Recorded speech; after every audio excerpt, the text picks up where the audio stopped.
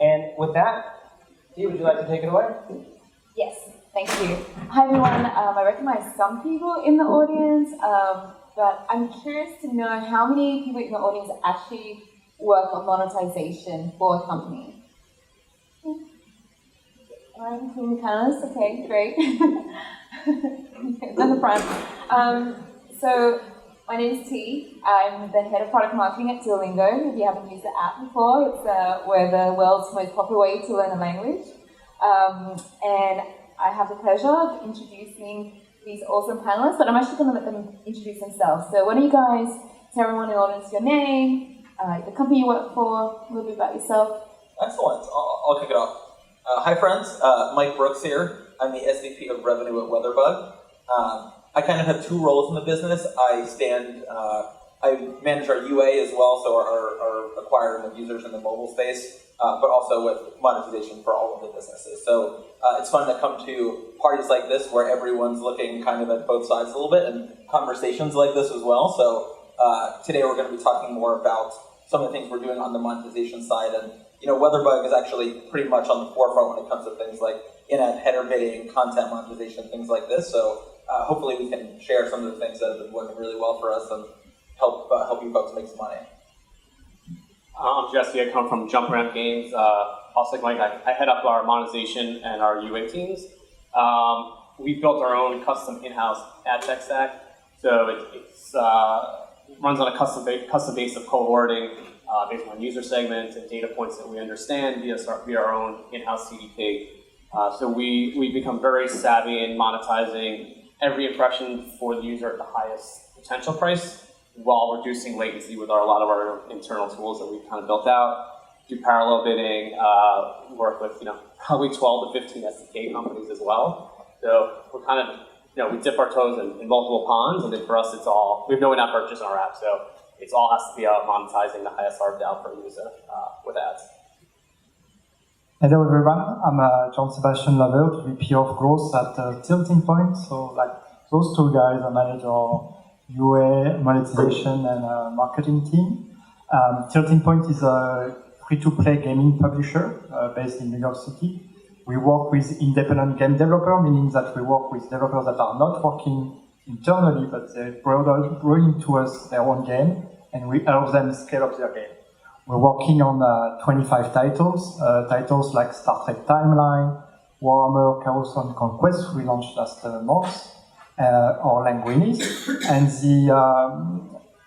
the interesting thing for us on the monetization side is that as we are working with a lot of different developers and different companies, and when they come to us with their games, they already have their own tech stack integrated.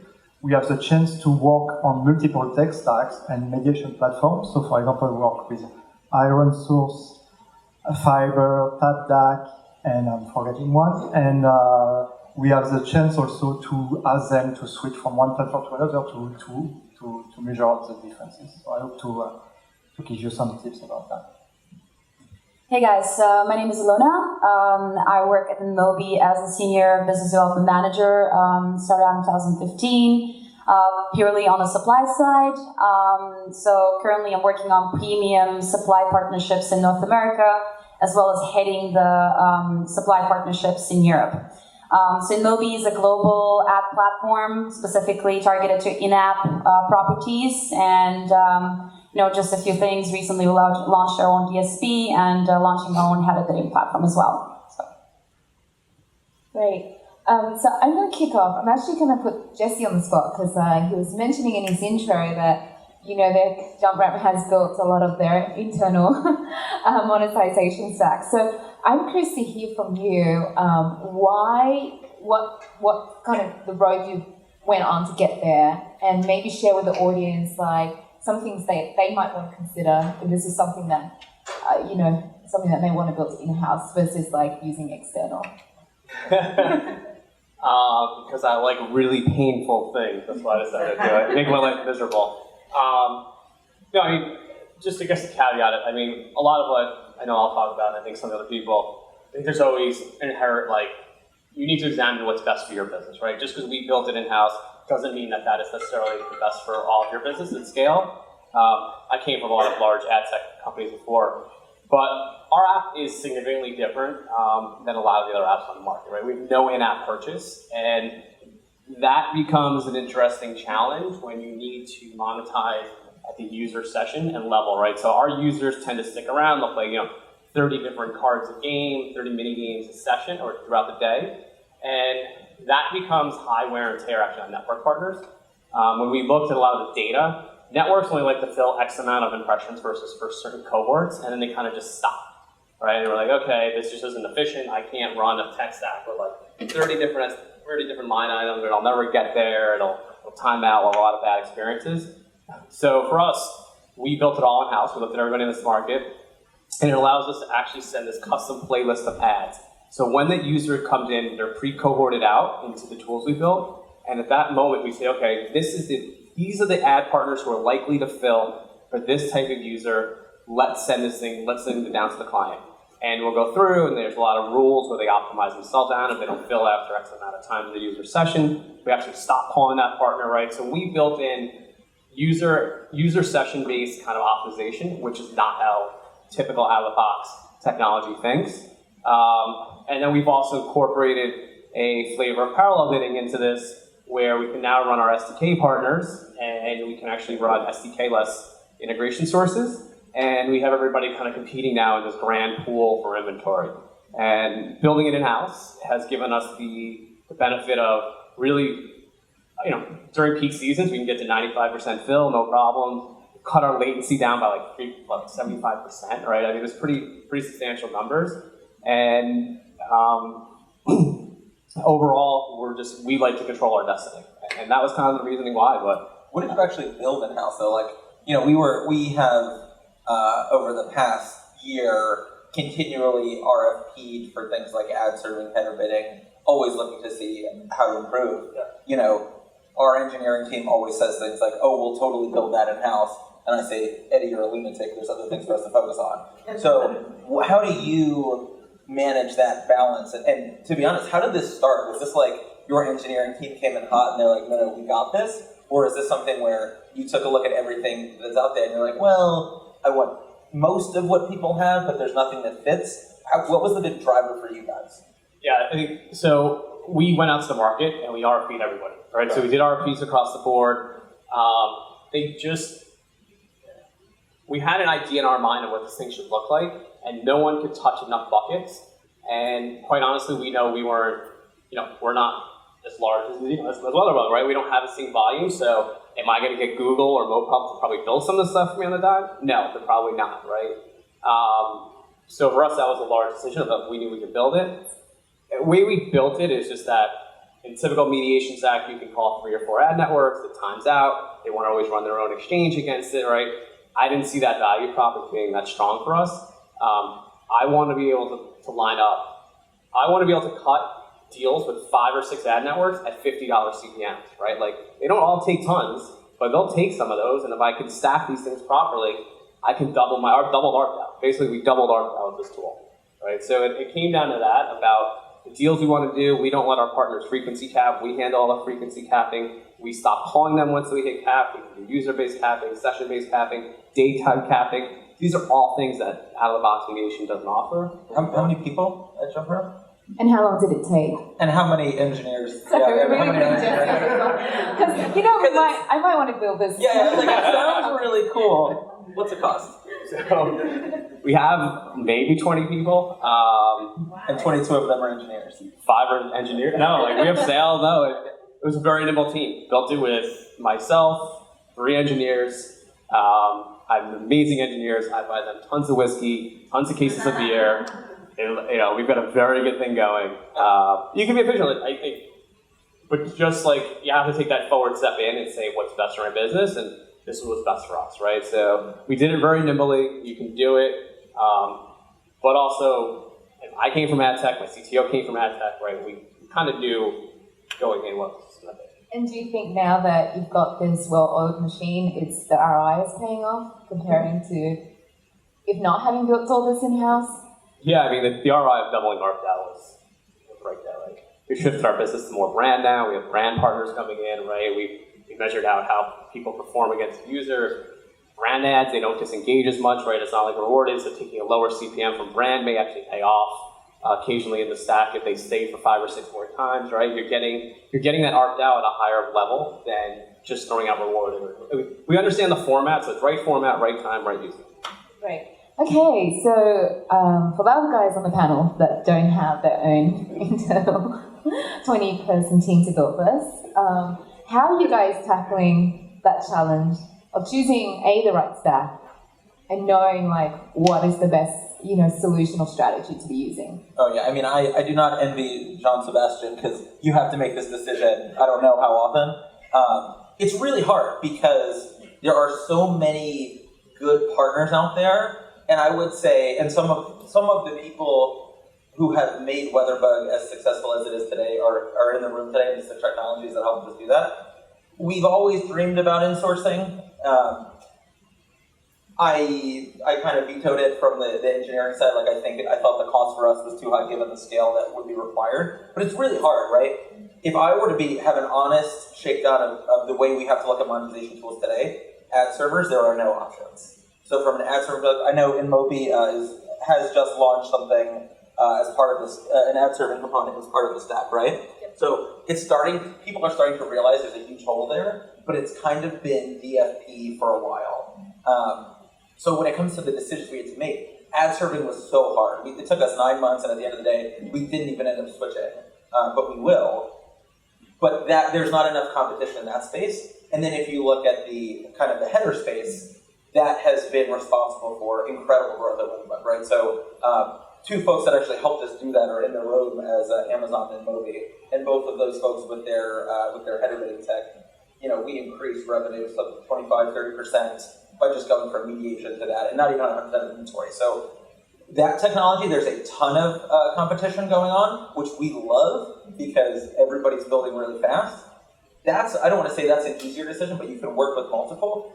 Ad server has been a very, very tough road for us, and I think the way we evaluate it is what's the cost of switching, what are the economics, and what's the future of the business, right? Like, if the world is, from a programmatic monetization world, is about headers, what is direct sales if not just your own proprietary PSP bidding in an auction? So, I think we struggle a bit with what the future of ad serving as a unit is, but I love to see the fact that outside of that, the opportunity is there, and people are smart, and people are talking about the right thing. So, right. And do you know, for you guys on the panel, when you're thinking about switching or choosing a partner or using new methods to generate more revenue, how much of that, how much kind of forecasting or any way of you just analyzing that data before making a switch? Do you guys have tips on how you do that, or it's just whoever comes to the table and say, I can get you more money, and you're like, great, done? Do you already know? Do you just have a list of here's who I know makes me the most money, or does it depend on the app? No, it doesn't depend on the app. Okay. It works by network and platform. So when I came in, the first step is which one do we start with? So I actually asked some people I know from mobile games publisher, bigger ones, to tell me what they were using, which ones they tested, and which ones they liked. Which we ended up starting with Iron Source, and then as we got more games coming in to our publishing platform with different solutions, we could actually test each of them within the game, test their functionality, and for some of them actually ask them to switch from one platform to another to see if there were change of performances, which there are. And the big discussion or the big headache area for the past 9-12 months is all this story about header bidding and how do you get to the right platform ending that. I've been waiting to switch for having Google and Facebook fighting each other. We got into a beta for that actually, and we tested it last month, and actually didn't perform as well as I hoped to. So we're going to keep on testing, but right now it doesn't seem it's there yet. I think one key thing you guys kind of touched on, but when you're switching tech and trying partners, you have to A/B test every different tech change you made across your app, right? So when we launch a new feature in our tech stack, we don't just roll it out and go, okay, let's see what's going to happen. We always start off with a 10% group, 25%, 50%, right? Like, watch the numbers very carefully. I can tell you we have made a mistake or two, and thank God we tested it, because, I mean, we literally cut revenue in half on like one cohort by accident, right? And I don't think if we had tested that, we would have known exactly what caused it. So just be really like, as you're testing developers, always run an A/B test. I can maybe add to that. You just usually from the monetization point of view, when you work with a vendor, it's really important to create that partnership that you trust. Because I think ultimately we started out in the industry with a lot of different vendors and players, and everybody was trying to do a bit of everything. So there was a lot of that, we're not good at anything in particular, we're just trying to do everything and anything. And so there's a lot of these bigger ones, InMobi is part of them. Traditionally, we're pretty long in the industry, but I'd say, MoPub, Fan, obviously, Cham is a big player now in the industry, and the reason why these players became big in the industry as well is because they knew where to focus and where to concentrate their efforts on. So I think a lot of that choice, when you make a choice for your own vendor, comes from the fact, what exactly do you want? Like, what is the primary focus for your app? And then from then, you're going to start search and say, okay, this is, revenue metric or a specific app format or a specific region that I want to concentrate on. Then you start saying, okay, these are the vendors that probably are doing a great job in these specific categories. And, you can, like we just talked about A/B testing. SDKs are not that complicated to put in and put out. I do recommend most of my partners actually to go for a test ride, just because you wouldn't know. Just hearsay is not always enough to actually test it out on your own platform. So, what's the best way to test that? Is it the same kind of thing Jesse was saying, like roll it out in a cohort, roll up to 5%, or is that, what's the best way to? Because I think for us the big issue, header bidding not as hard to test, ad serving really hard to test. So do you guys do it based on how would you suggest going about that? Yeah, it's a good question, because there's a lot of different ways of going about it. Some people, for example, go for a couple of SDKs at a time. They say, okay, I have a mediation platform in place, but I want to add maybe a few other vendors just to make sure that I'm making the most revenue. So they just add one or two other SDKs, test these out, on a full production, and then they test it maybe for a month or two. Usually, my recommendation always is it takes about 2 weeks at least until the demand of a specific vendor kicks in and understands the users that you have, the targeting capabilities kick in. So that's kind of like where you start seeing the results or not, based on the partner. And that's one of the options. The other option, like you mentioned, 5%. A lot of my partners prefer that.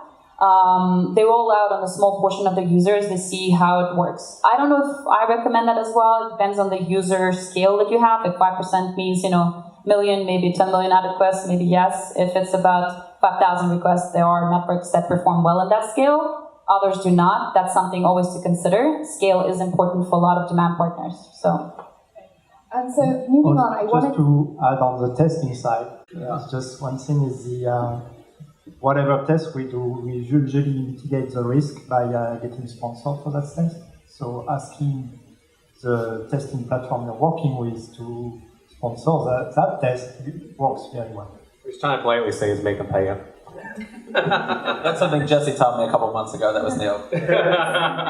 So since you guys are pretty good at monetizing and making money for your app, what has been the one thing that you've done, in your time where that has shown the biggest increase in ad revenue for you?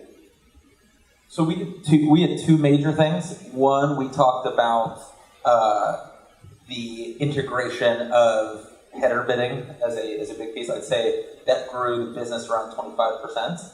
I would say the other thing is I think we were one of the, if not the first, one of the earliest apps to fully go into content marketing. So we have a partnership with Ebola, and that has been very good for us as well. So I think that's a whole nother interesting growth space in mobile monetization outside of the header bidding world.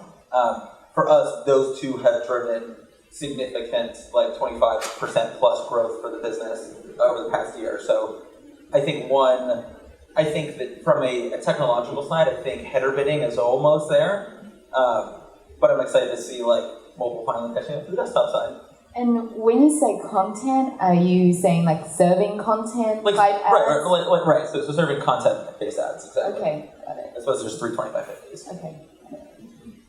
I think for us, it's really getting a hold of formats, right? So we looked at rewarded, right? Like amazing holy grail, you're getting like $30, $40 CPMs when the stuff came out, and we're so excited, right? Like anything that the market starts to stabilize, and you still get, an average $25, no problem. The problem is when you look at certain cohorts, they stop wanting to pay for those prices, right? We were trying to get rewarded to fill in, and then we realized, okay, we got to go to this cohort, and only pay us like $10, like, that's kind of sucky. So we broke everything out now. We require all of our partners to take playables separately, brands separately, and rewarded videos separately. And what this has allowed us to do is we understand what users are more likely to churn, where they hit in this funnel, where they'll stay. So even if I were to get $10 for one rewarded ad, if I got $5 for a branded ad, but that user doesn't leave and they play 4 or 5 of my mini games, I've just taken that $5 and turned it into 20, right? So theoretically, I've gone from like a penny of ARPDAU to almost 2 cents of ARPDAU, right? Just by changing up the format. And again, with playable, we like to understand where playables run because they're very high friction. We've seen users churn. They're not all the same. They're very cool units, but like they're not standardized, and users can churn off of those, right? So getting a hold of those units was one of our biggest. Getting people to break out the units was one of our biggest ones. Right, and I think one thing I do want to bring up is I think it's important that we all talk about the type of inventory we monetize, because Jesse has problems with header bidding unified auctions and video, reward video that I don't have. So when I'm talking about header bidding, we monetize by 320x50s, 300x250s, pre-roll video. So we don't have rewarded video, we don't have playable ad units. But as we're thinking about these structures on top of types of inventory, it's really easy for me to come up and talk about how great header bidding is for mobile, because I'm working with 320x50s, 300x250s. You have more of the network specific plays come in with the stuff that I'm sure all of you guys do that I don't. So I just want to say it's easy for me to get up here and say how far ahead we are, because I'm working with the easiest material. Right, yeah. On our side, the biggest win has been to start to adapt our games to our players' behavior and to increase or decrease ad pressure based on prediction of paying or churning from the game. So for almost all our games, ad monetization is still a smaller part of the revenue stream compared to in-app purchase. And there's always big discussion, tons of A/B tests about, do we increase the ad pressure, or do we decrease the ad pressure, or does it affect our retention, or does it affect our actual in-app purchase performance? And the tool we are working on is really about trying to learn how the player behaves in the game, and based on what it's supposed to do, using machine learning, increase or decrease the ad pressure, so increase or decrease the ad placement based on those churn and propensity of in-app purchase by. I just said from the ad platform, point of view, I just wanted to kind of emphasize what Mike was saying about header bidding or parallel bidding in in-app world. InMobi has been actually concentrating a lot on that recently, and I think You're not only the us. ones who got us into it. Yeah, well, we're trying to kind of get ahead of the game, but there's a lot of great vendors out there that are doing a great job in that. Truth to be told, not really relevant yet to the gaming, since there's a lot of hardship in understanding the formats like label and rewarded and commoditize them enough to make a header bidding work for them. But overall in the industry, I'd say that the beauty of header bidding is just the fact that you're reducing latency. You're taking away a lot of weight from your operations and reducing the cost as well. But on top of that, something that a lot of people might overlook, we're talking about ARPU and revenue per user specifically here, which is really important because that comes along with understanding your user. You have so much more depth into who your users are, which part of the users actually generate the revenue, which not, and that depth into your users allows you to make more revenue and more efficiently. And one thing I do want to add on to some numbers to add on to that. So when we did this transition over to headers, to give you an idea of what happened to our SDK weight, we went from, I think, 12 ad partner SDKs down to 5 or 6, and latency was decreased 45%. So that means we're showing so many more ads, and hopefully less frequently you're opening up WeatherBug and you're not getting anything for a couple seconds. That's a big challenge with weather because so much data has to come all in the first second. So just to say, like, that transition also yielded that, which does have consumer impacts as well. So talking about more the consumer, like how much time do you guys think about, the balance between how much ads you serve versus like user retention and churn, right? You want to make money, but you don't want to piss them off at the same time, right? So what data points are you looking at it, and how are you optimizing what you serve based on the actual usage behavior? All the time. Everything all the time. That's the biggest question. Yeah, look, it's for all of us, I think anybody in a CRO type role understands that there's bounds in which growth requires the utmost consumer experience, right? So there are decisions we have all made to not do things that we think would make us a ton of money, but in the long term aren't good for the business because they will decrease that number. The challenge is a lot of it is the feels. So like a lot of it is, you or a product team being like, oh, this just doesn't feel right, which is harder to quantify. I mean, I don't know if you guys have a structure by which you've been able to quantify it. So for us, it really has been like, I call my mom and be like, hey, you use this every day. Will this piss you off? Yeah, I mean, we suppress, right? So we're a little more sophisticated calling our moms. I talk to my mom every day, but she has no idea what the hell I do for a living. It was a hard discussion, especially because I run monetization. I sat in a room of people that were all pointing at me, telling me they're going to maybe turn some ads off. But it did work, right? Like, as painful as it was at first, we did testing, we ran it, and we realized you pay, like, now a lot of us also control UA, right? And pay a fair amount of money to get that person in the app. You got to get ROAS and LTV, and you'll get all those tables, right? Whether you're 30, 60, I don't know what your company is, before you have to be ROAS compliant. But for us, we realized we're paying extra this user, and we get them to stick around for Y. That's good, but if I get them to stick around for Y plus another 6 months, that's even better, right? And we got the experience of winning in their mind, right? And not seeing ads, and they become hooked. They start to win. They start to have these moments. And then the ads don't seem as bad, right? Like, we went from full ads to this very suppressed ad experience, and our user retention numbers were up. Everything was up across the board, which is great because you get to make more money on the back end of the file, and the users were buying.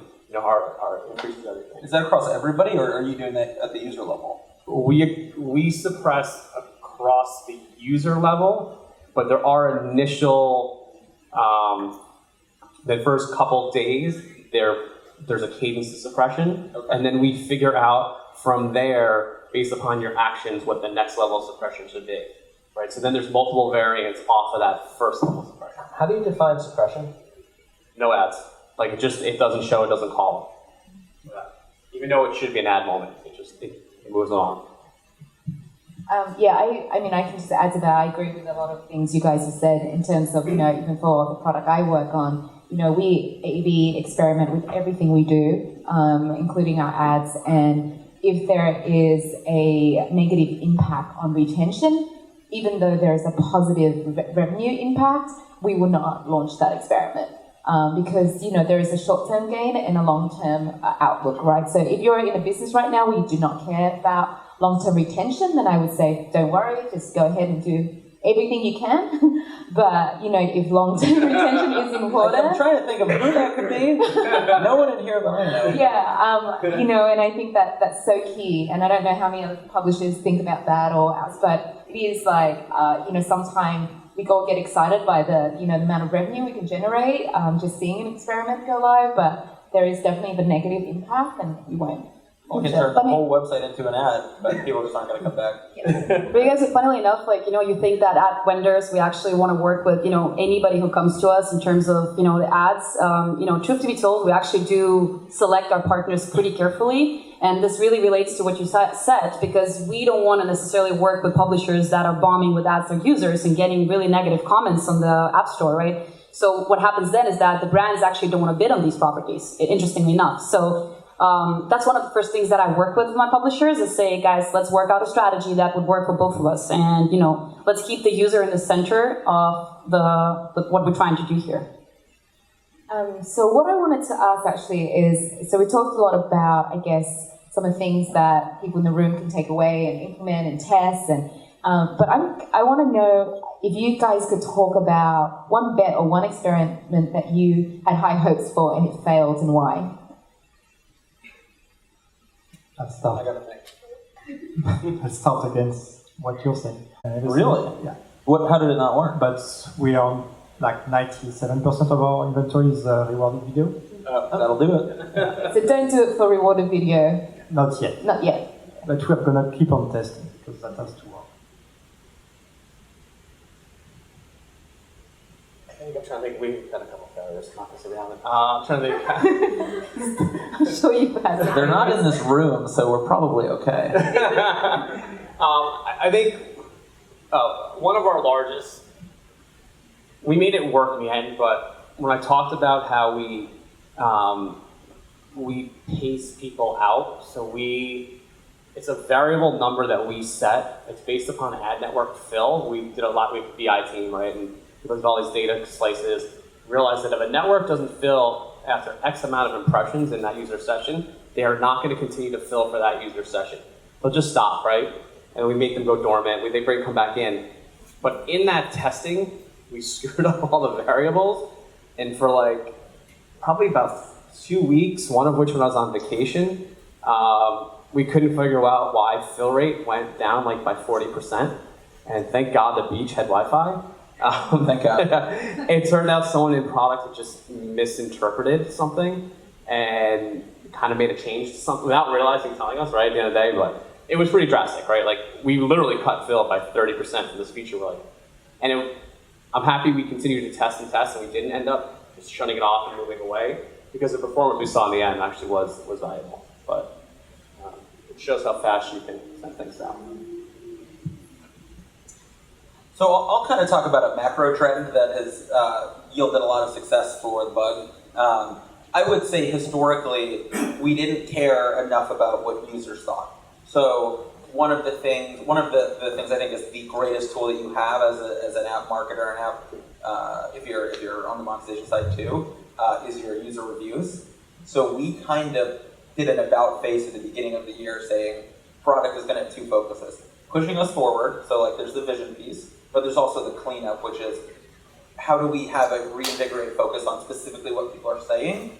So just by doing that, and our UA has improved a little bit, but not significantly. We're up 1.5 million users since January, just by switching to focusing the product on fixing our consumers' issues. So again, it's one of those things that, like, I would say for 1.5 years at least prior to that, we discounted what people were saying, and when we started listening to them, we made a lot more money. Doesn't Google actually optimize against those reviews now? Don't they change your ranking? Oh yeah, very much so. And we went, and to that point, we went from number 8 to number 3 in the Google Play Store. So basically, you just failed in the last year, the first year. Right. The last year's been really good. Prior to that, we had a lot of learning. Now he's not failing. Okay, so I think we're running a bit out of time, and I want to give audience opportunity to ask any questions. So our initial questions will come from anyone who wants to put on to Slido. If anyone wants to enter any questions, it's hashtag MGS19. If not, we'll open up the audience for the questions in a moment.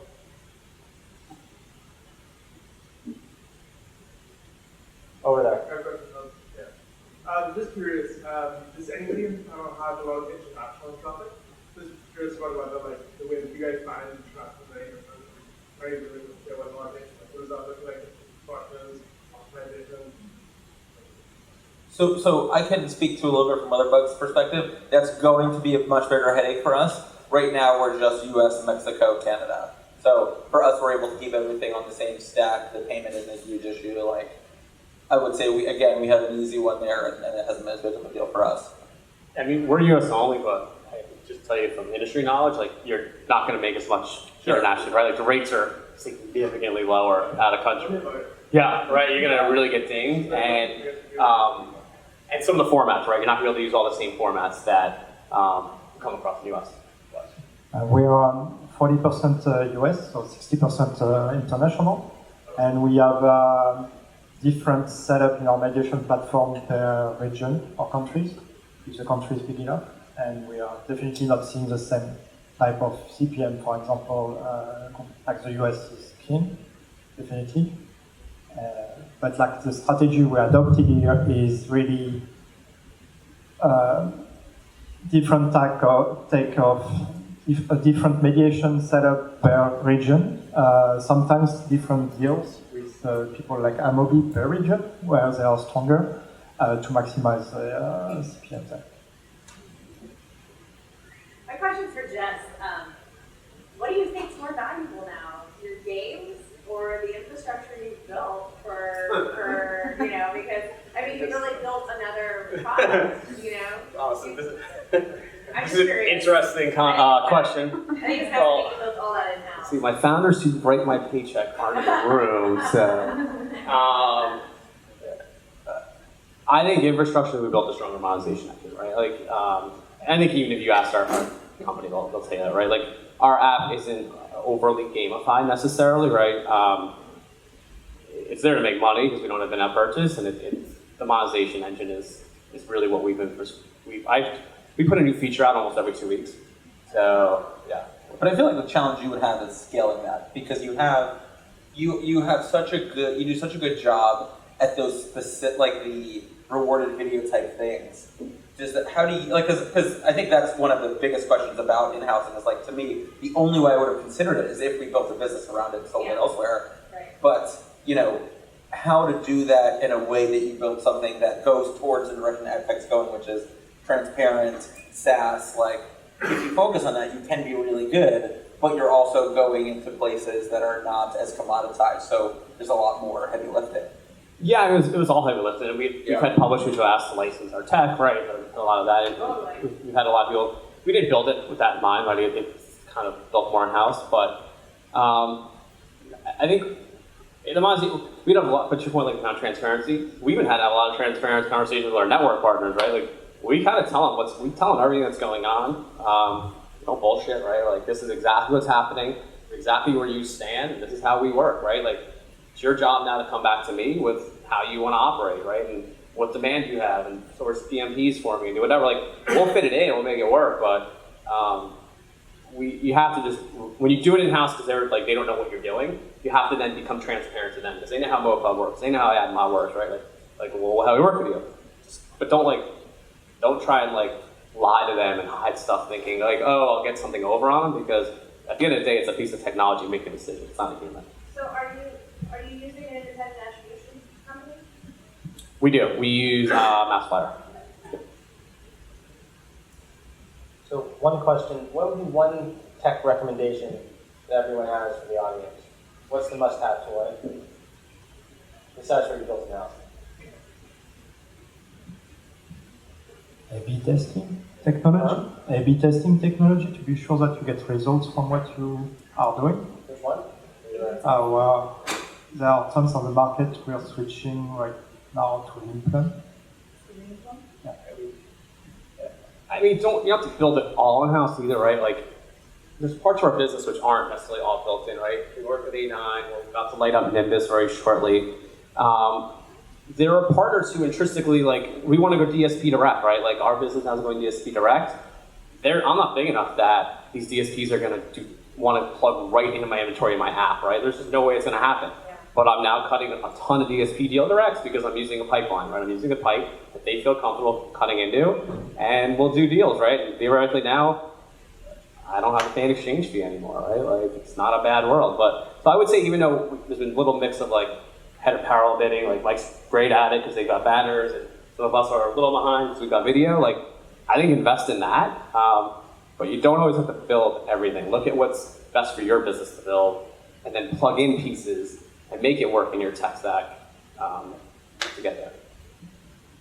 So the one I would throw in here is actually something Jesse and I were talking about part of the attendance for the panel. A technology called SafetyK we both use that is pretty exceptional at, for us it's a privacy play, so it's ability to see what SDKs are accessing what data, and it also has bad ads. There's a couple things part of it. It was just acquired, which I was, that was our conversation, was but in general, I think the privacy type tools are going to become incredibly important. especially as we talk about the data privacy wind sweeping the US soon, like something that has a technological backbone but has real privacy implications to me is going to be incredibly valuable in the next 18 months. And building on that, I mean, I really agree with that. SafetyGate, we actually work with them as well. From the monetization point of view, I recommend always to really deep dive into the partner that you're going to be working with. There's a lot of importance into technological stack that you're actually evaluating for your own stack. You don't want to make a mistake because there's a lot of bugs and a lot of problems in the industry that we're familiar with. Fraud is one. Transparency of the vendor is also very important. I think in nowadays world, if there's no transparency, you might not want to consider that partner. You just don't know what's happening in the back end. So that's something, visibility into, we mentioned demand is one of the things, but not only that, how's your stack built? What can we expect? Completely honestly, are we expecting this to be stable? Are we expecting this to be more in a testing phase? All of these aggregates, so do make sure that you're investigating the partner you're going to be working with. Either it's a monetization or maybe even analytics and other. Have you guys done, so for us, of course, in terms of ad tech certification, we've done it. I thought it was going to be tech or ads.txt? Ads.txt. No. Like, we thought, I knew it was going to be a massive undertaking, and I was kind of upset when the industry pushed us there. But I will say, to your comment around, safety, I am now getting amazing lists from partners who I didn't realize were already selling my inventory. Right? Yeah. Holy right? It's madness. they're sending these ad text files, and I'm calling my rep, and I'm like, well, we've never had this conversation that there's 15 partners behind it, 14 of which I actually work with and have a higher CPM put in place. So you're basically taking my inventory and going behind my back now and screaming, right? So ad text has been I thought it was going to be hell, so it's a lot of work to do it up front, but the payoff, if you're concerned about your pricing and where partners are going, it's a win for us.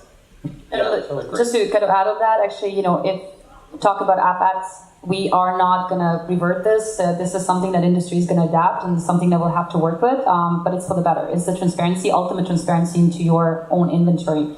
And like you said, Jesse, there's a lot of surprises that are going to come out of it, so you guys better start doing it right now. So we have to wrap up. But thank you very much to the panel. This was enlightening. So let's give a round of applause. Thanks for coming, Frank.